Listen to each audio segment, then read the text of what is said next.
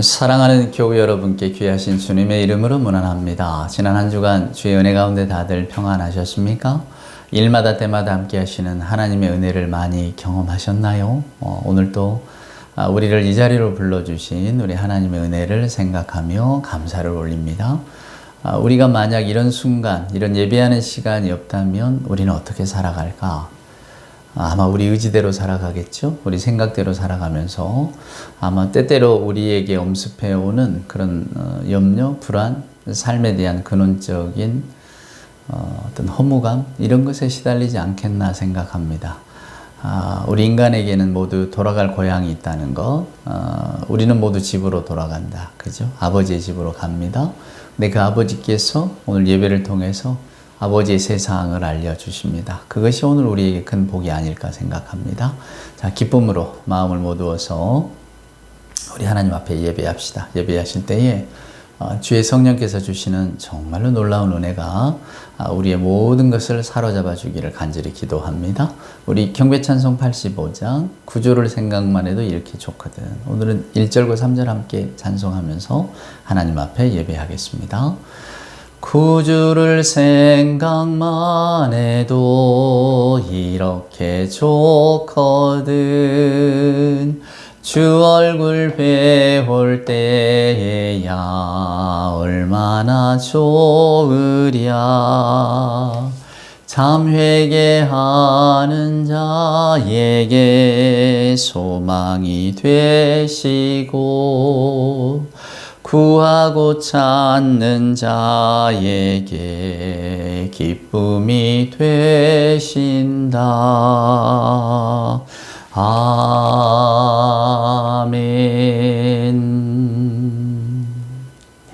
우리 사도신경으로 우리들의 신앙을 고백합니다. 전능하사 천지를 만드신 하나님 아버지를 내가 믿사오며 그 외아들 우리 주 예수 그리스도를 믿사오니 이는 성령으로 잉태하사 동정녀 마리아에게 나시고 본디오 빌라도에게 고난을 받으사 십자가에 못 박혀 죽으시고 장사한 지 사흘 만에 죽은 자 가운데서 다시 살아나시며 하늘에 오르사 전능하신 하나님 우편에 앉아 계시다가 저리로서 산자와 죽은 자를 심판하러 오시리라. 성령을 믿사오며 거룩한 공예와 성도가 서로 교통하는 것과 죄를 사하여 주시는 것과 몸이 다시 사는 것과 영원히 사는 것을 믿사옵나이다. 아멘. 성시 교독할까요? 네, 오늘 우리가 함께 교독할 성시는 교독문 29번입니다. 찬송가 뒤에 있는 교독문 29번.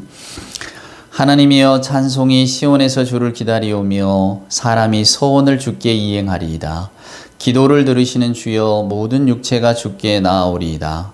죄악이 나를 이겼사오니 우리의 허물을 주께서 사하시리이다.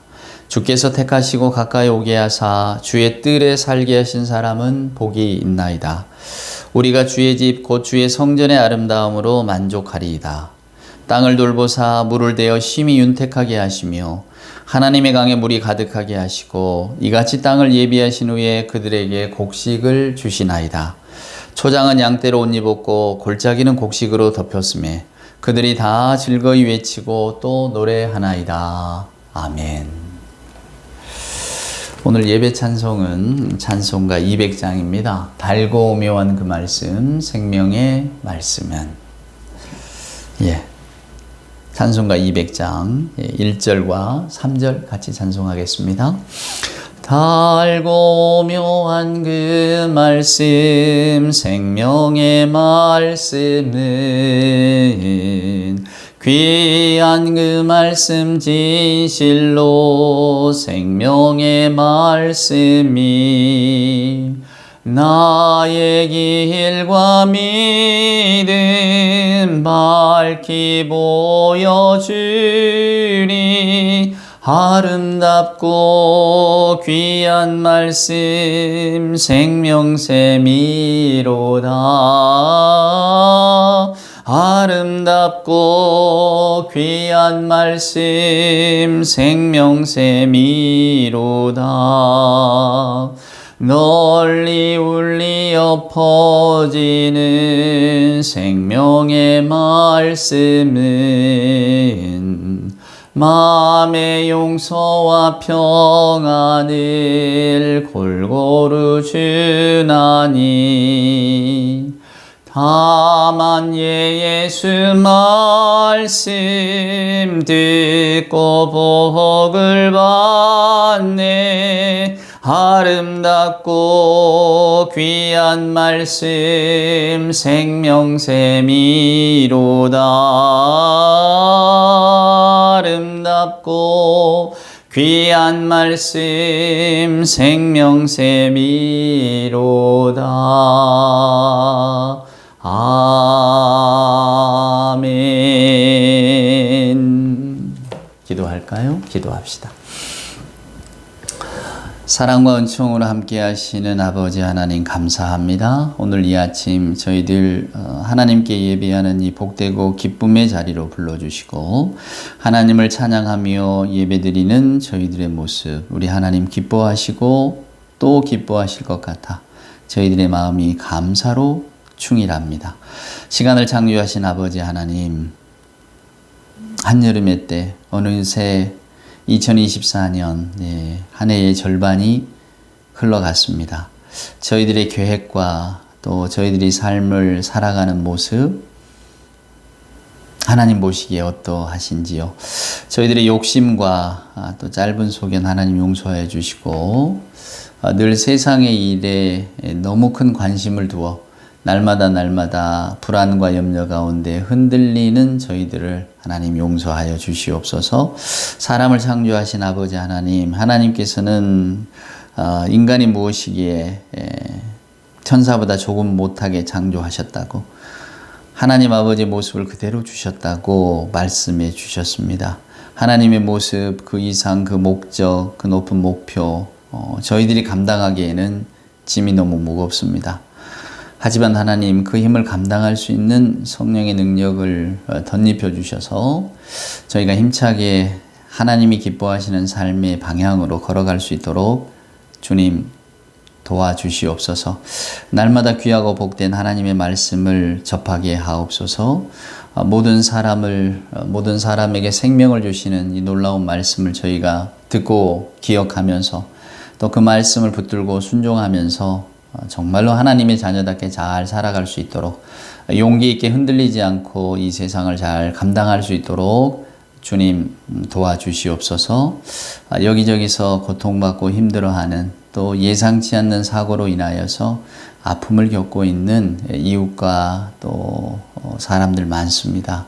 하나님 상한 마음은 언제나 위로해 주시고 늘 후회하는 마음 하나님 괜찮다 말씀해 주시며 무엇보다도 건강을 잃거나 혹은 물질의 큰 손해를 보거나 삶의 소망과 희망이 끊어졌다고 생각되어지는 분들에게 오늘 하나님 큰 힘 주시고 주의 세계 안에서 회복될 수 있도록 주님 도와주시옵소서.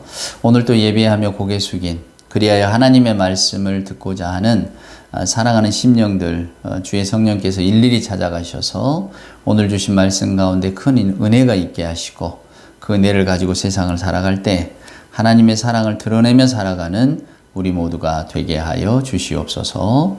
예배의 시종일관 주께서 주관하시고 또 함께 하여 주실 줄 믿사올 때에 예수님의 귀하신 이름으로 간절히 기도드리옵나이다. 아멘. 오늘 우리에게 주시는 하나님의 말씀은 오늘은 잠언에 있는 말씀을 여러분과 함께 나누고자 합니다. 잠언 30장 말씀 한번 보시겠어요? 아굴이라고 하는 사람의 기도인데 잠언 30장 7절로 9절에 있는 말씀을 제가 한번 읽어보도록 하겠습니다. 내가 두 가지를 주께 구하옵사오니 내가 죽기 전에 내게 거절하지 마시옵소서. 곧 헛된 것과 거짓말을 내게서 멀리하옵시며 나를 가난하게도 마옵시고 부하게도 마옵시고 오직 필요한 양식으로 나를 먹이시옵소서. 혹 내가 배불러서 하나님을 모른다 여호와가 누구냐 할까 하오며 혹 내가 가난하여 도둑질하고 내 하나님의 이름을 욕되게 할까 두려워함이니이다. 아멘. 예. 요즘 저는 잠언을 읽고 있습니다.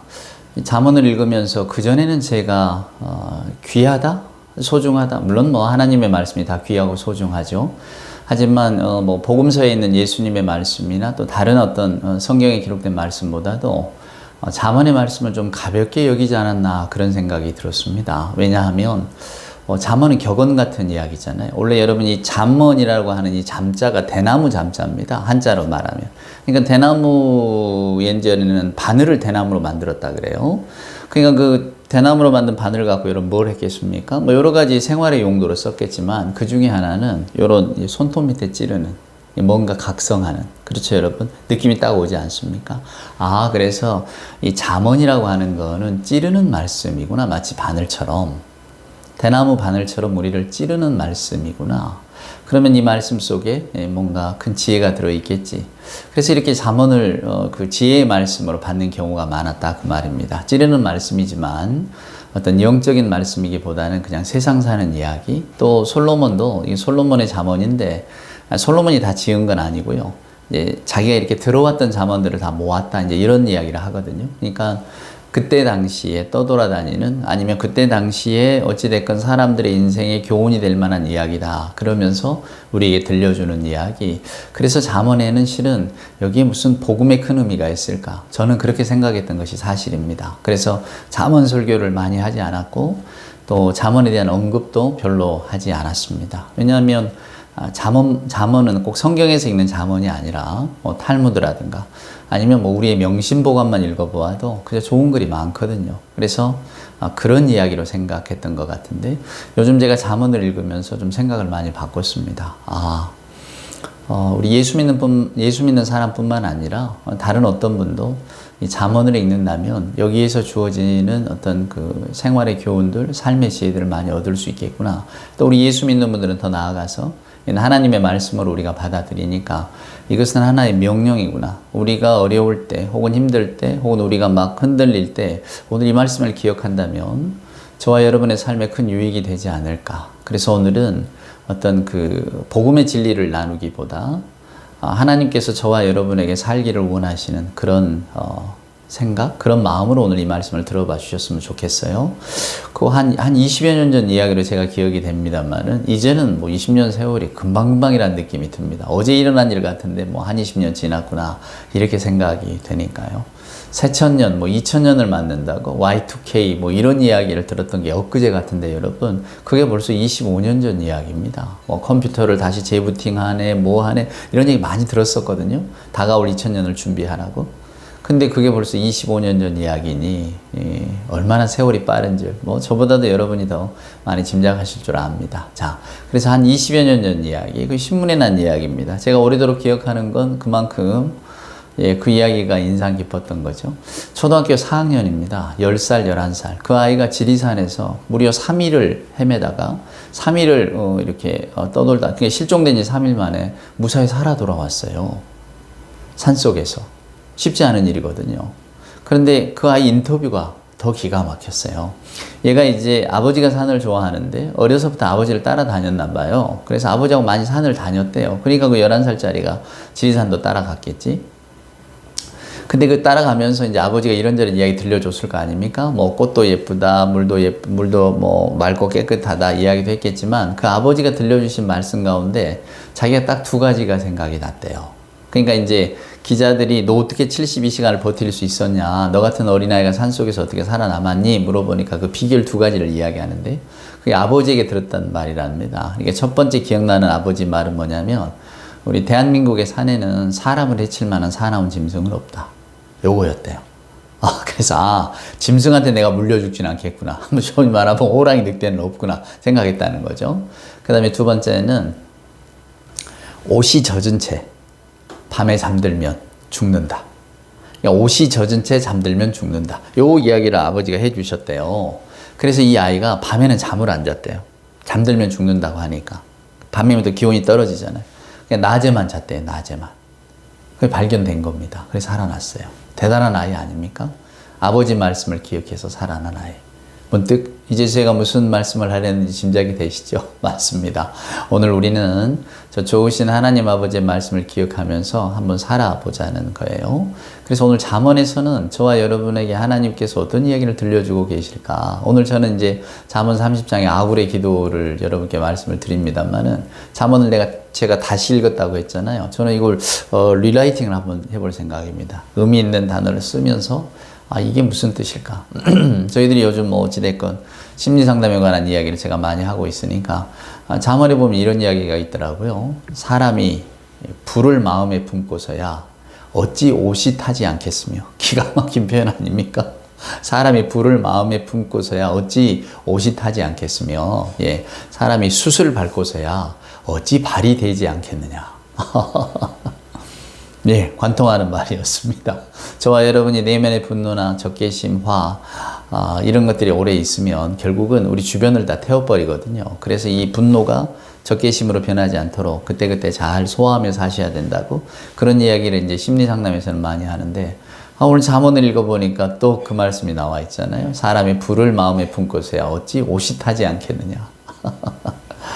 예, 하여간 종종 시간 나는 대로 여러분들께 이 잠언에 대한 이야기를 들려드리려고 합니다. 근데 오늘은 이제 이 아굴이라고 하는 사람의 기도거든요. 한번 30장을 보세요. 1절 말씀을 보면 이 말씀은 야게의 아들 아굴의 잠언이니 이렇게 되어 있습니다. 그러니까 아굴이 누군지는 잘 몰라요. 예, 그리고 뭐 저나 여러분이 관심을 둘 이유도 없죠. 그저 옛사람의 이야기.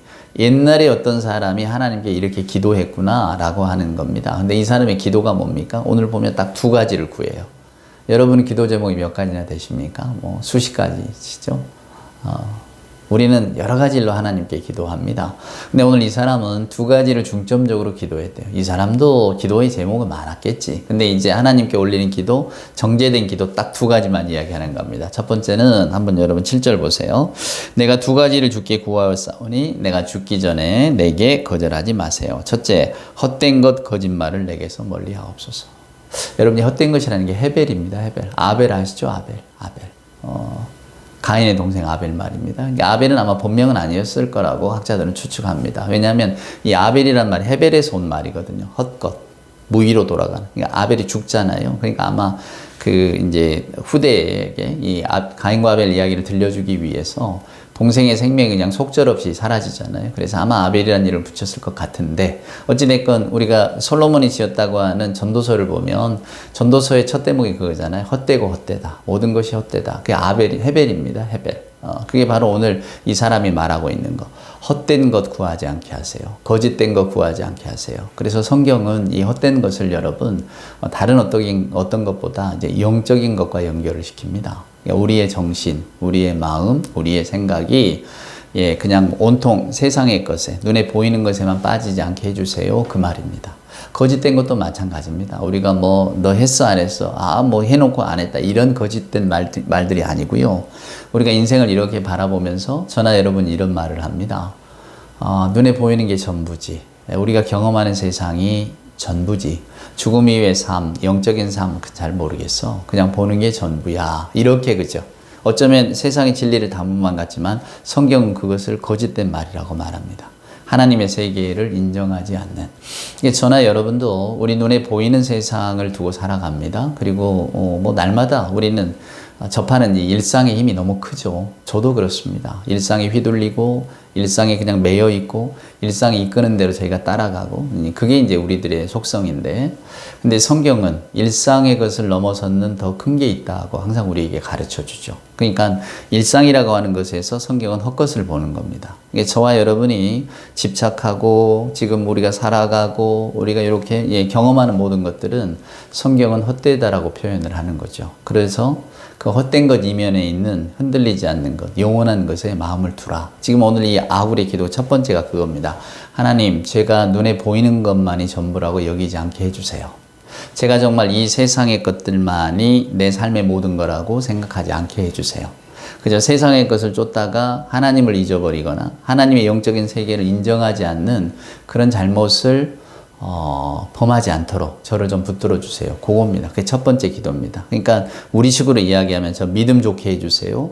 저 믿음 갖고 살게 해주세요. 제가 하나님을 향한 믿음, 하나님의 약속에 대한 신뢰를 갖고 살게 해주세요. 그런 뜻입니다. 마땅히 신앙인이라면 드릴 기도죠. 자, 그런데 두 번째 기도를 보세요. 두 번째 기도가 또 기가 막힙니다. 아굴이 뭐라고 기도합니까?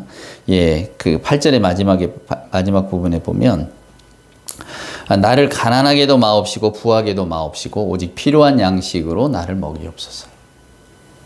나를 가난하게도 마시고 부하게도 마시고 필요한 양식으로 나를 먹이소서. 무슨 이야기입니까? 먹고 살기는 해주세요. 그 말입니다. 최소한의 삶을 지키게 해주세요. 여기에는 다 들어있는 거죠. 건강하게 해주세요. 하나님 가난하지 않게 해주세요. 그저 제가 이 땅을 살아가면서 수모받지 않게 해주세요. 그냥 적당한 삶의 수준은 유지하고 살 수 있게 해주세요. 여러분 이게 우리들의 기도 아닙니까? 아굴은 이렇게 말합니다. 9절에 보면 혹 내가 배불러서 하나님을 모른다. 여호와가 누구냐 할까 하오며 혹 내가 가난하여 도둑질하고 내 하나님의 이름을 욕되게 할까 두려워합니다. 하나님 제가 이 기도를 드리는 것은 저 자신을 너무나 잘 알기 때문입니다. 그런 뜻입니다. 저 자신을 너무나 잘 알기 때문에 제가 너무 배부르면 저는 아마 교만해질 겁니다. 하나님이 누구냐? 누가 나를 도왔다고? 나는 내 힘으로 여기까지 왔어. 이렇게 생각한다는 거예요.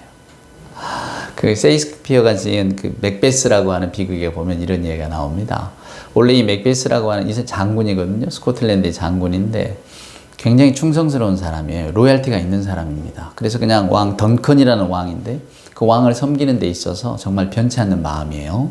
근데 큰 전쟁에서 이기고 돌아옵니다. 이 맥베스가. 물론 이제 왕은 그 전쟁의 승리를 축하하러 오죠.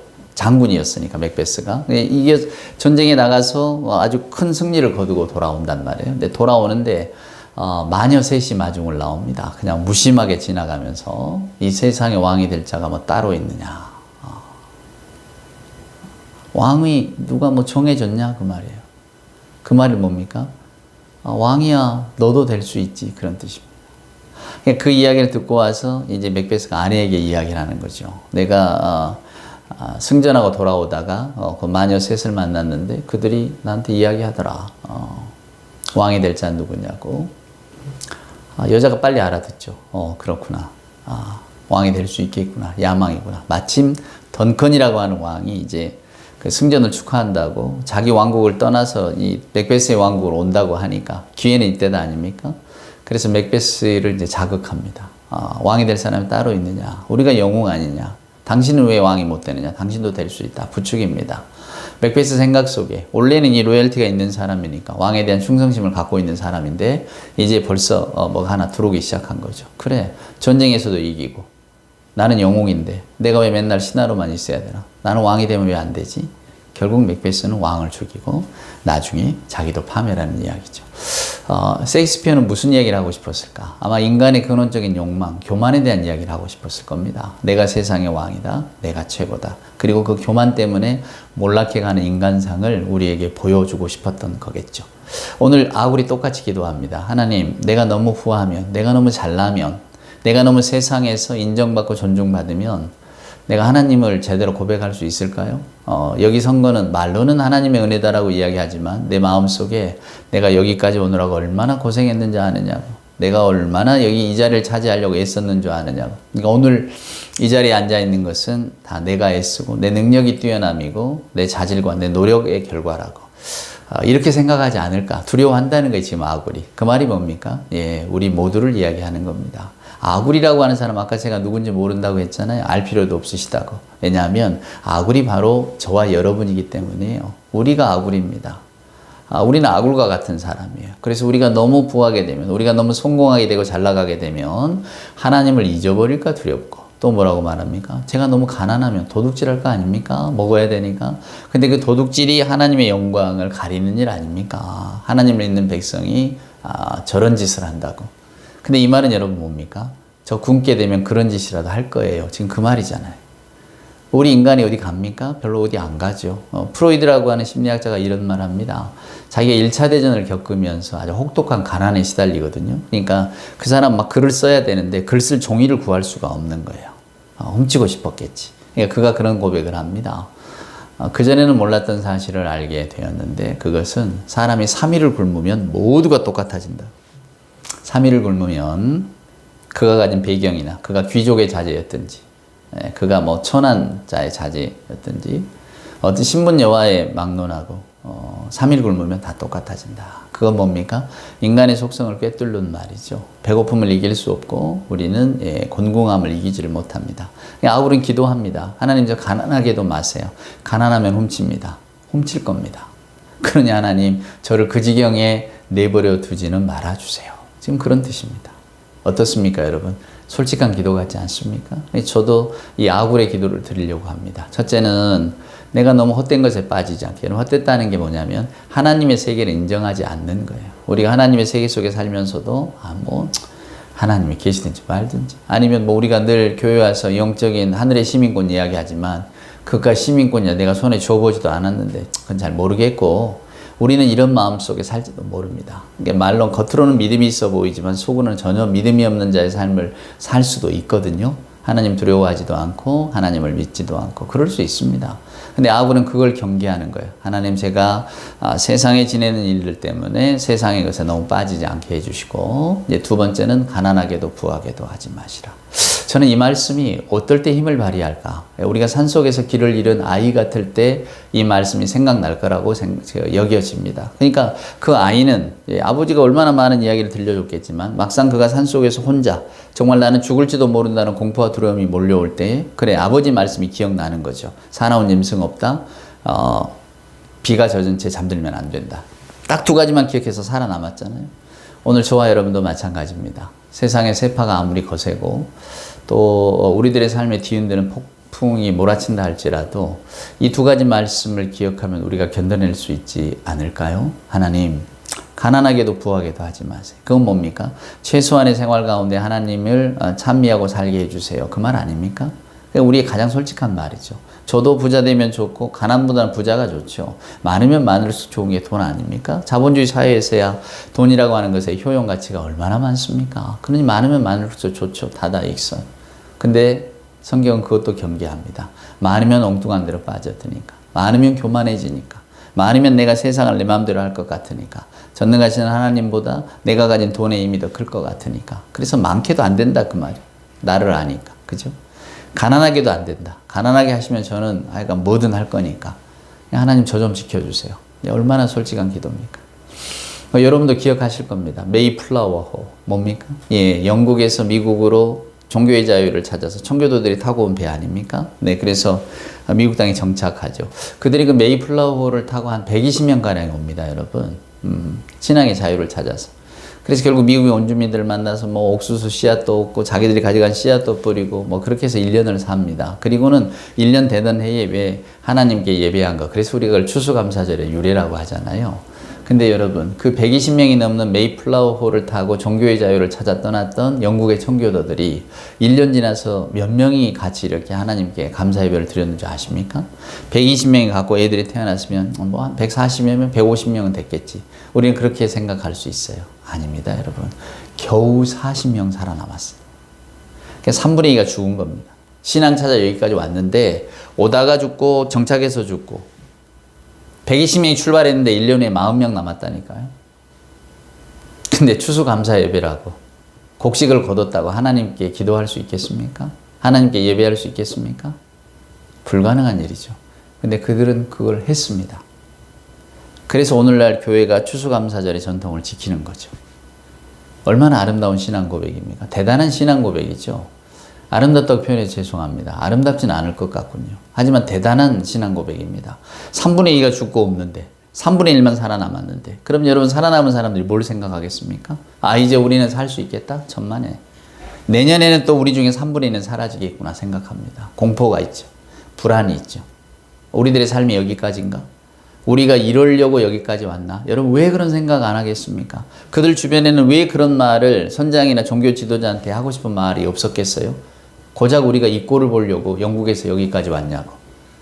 우리가 신앙의 자유를 찾아서 다 안정된 삶의 자리라든가 어찌됐건 모든 것을 다 두고 떠나왔다면 하나님께서 우리를 지켜주시고 번성케 하셔야 되는 거 아니냐고. 하나님 있는 신앙의 결과가 이거냐고. 충분히 불평하고 불만할 수 있죠. 근데 그들은 함께 모여서 예배하고 하나님께 감사의 어떤 그 재단을 쌓았다니까요. 그래서 그들의 신앙이 커 보이는 겁니다. 진정 이 사람들은 땅에 있는 것에, 즉 헛되고 거짓된 것에만 마음을 두지 않았구나. 우리가 그렇게 잘 살면 좋겠죠. 흔히 하는 말로 한 번 사는 삶인데 좀 떵떵거리고 거창하고 남들의 사랑과 인정과 존경을 받고 살면 얼마나 좋겠습니까? 우리 모두가 다 꿈꾸는 삶이죠.